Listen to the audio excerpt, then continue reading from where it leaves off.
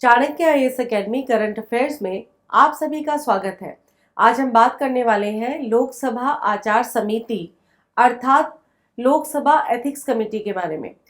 तृणमूल कांग्रेस सांसद महुआ मोइत्रा के खिलाफ पैसे लेकर सवाल पूछने की शिकायत को लोकसभा स्पीकर ओम बिरला ने एथिक्स कमेटी को भेज दिया है।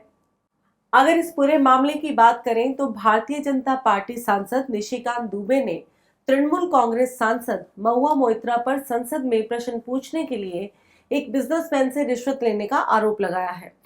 बीजेपी सांसद ने इसकी शिकायत लोकसभा अध्यक्ष ओम बिरला से पत्र लिखकर की है। इसके बाद ओम बिरला ने इस शिकायत को सदन की आचार समिति अर्थात एथिक्स कमेटी के पास भेज दिया है, जिस पर पैनल कार्रवाई में शामिल होने के लिए तैयार भी हो गया है। निशिकांत दुबे की ओर से लगाए गए आरोपों का जवाब देते हुए महुआ मोइत्रा ने कहा कि लोकसभा अध्यक्ष को उनके खिलाफ कोई भी प्रस्ताव लाने से पहले निशिकांत दुबे और बीजेपी के दूसरे नेताओं के खिलाफ लंबित विशेषाधिकारों के उल्लंघन की जांच करनी चाहिए। इस कमेटी के अध्यक्ष सांसद विनोद सोनकर हैं। 15 मेंबर्स वाली इस कमेटी में 7 भाजपा सांसद हैं। 18 साल पहले भी इसी तरह का एक मामला आया था जिसमें 11 सांसदों को बर्खास्त किया जा चुका है। तो आज हम बात करेंगे इस समिति के बारे में विस्तार से। सबसे पहले देखते हैं कि वर्तमान समिति में सदस्य कौन कौन है।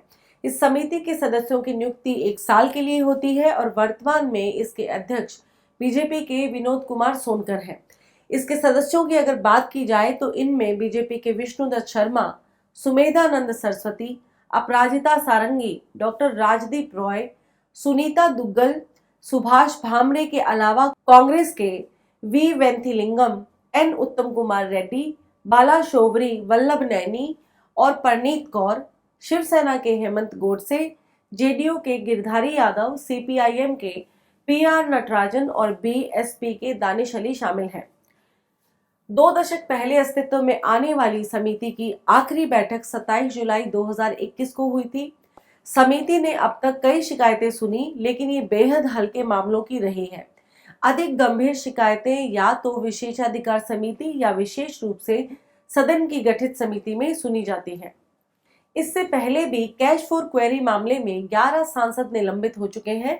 साल 2005 में पीके बंसल समिति की रिपोर्ट के आधार पर कैश फॉर क्वेरी घोटाले में 11 सांसदों को निष्कासित किया जा चुका है, जिनमें से 10 लोकसभा से और 1 राज्यसभा सांसद और 1 राज्यसभा सदस्य शामिल थे।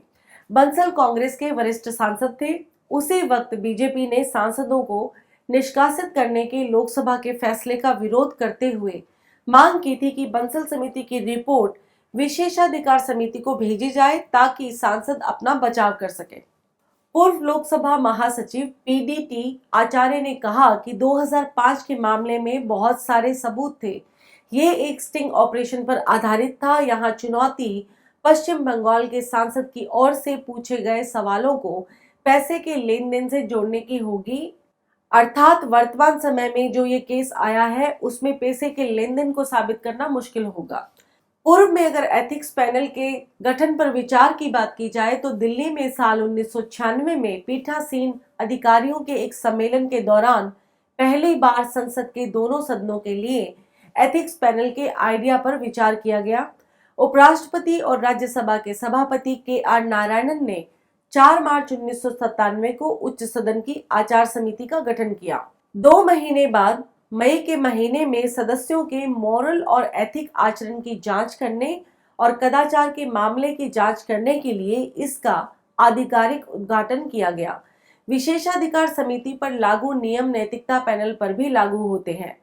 लोकसभा में आचार समिति की उत्पत्ति की अगर बात करें तो लोकसभा आचार समिति की उत्पत्ति अलग है।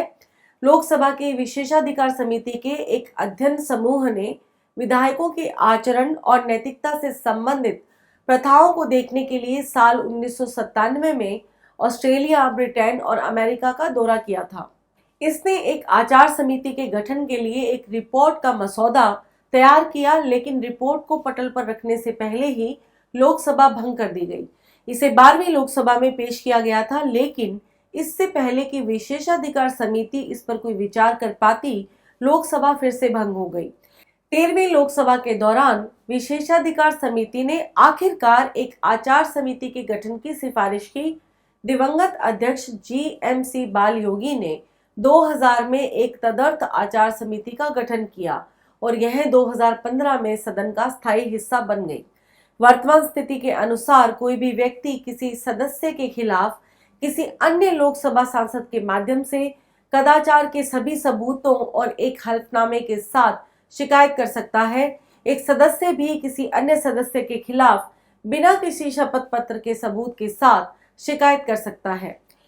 समिति केवल मीडिया रिपोर्टों या न्यायाधीन मामलों पर आधारित शिकायतों पर विचार नहीं करती है। अध्यक्ष किसी सांसद के खिलाफ कोई भी शिकायत समिति को भेज सकते हैं। समिति किसी शिकायत की जांच करने का निर्णय लेने से पहले प्रथम दृश्यता जांच करती है और शिकायत के मूल्यांकन के बाद अपनी सिफारिशें करती है।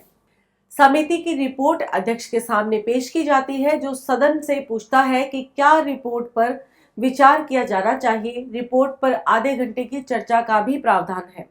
अब हम देखते हैं कि आचार समिति विशेषाधिकार समिति से किस तरह से अलग है। आचार समिति और विशेषाधिकार समिति का काम अक्सर ओवरलैप होता है। किसी सांसद के खिलाफ भ्रष्टाचार का आरोप किसी भी निकाय को भेजा जा सकता है, क्योंकि इसमें विशेषाधिकार के गंभीर उल्लंघन और सदन की अवमानना का आरोप शामिल है। विशेषाधिकार समिति का कार्य संसद की स्वतंत्रता, अधिकार और गरिमा की रक्षा करना है, जबकि सांसदों पर भ्रष्टाचार के आरोपों पर विशेषाधिकार के उल्लंघन की जांच की जा सकती है।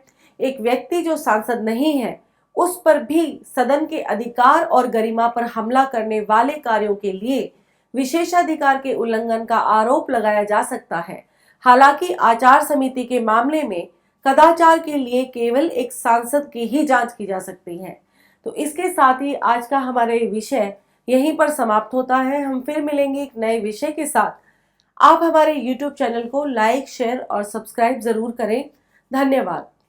Don't forget to like, share and subscribe to our channel and press the bell icon to never miss an update.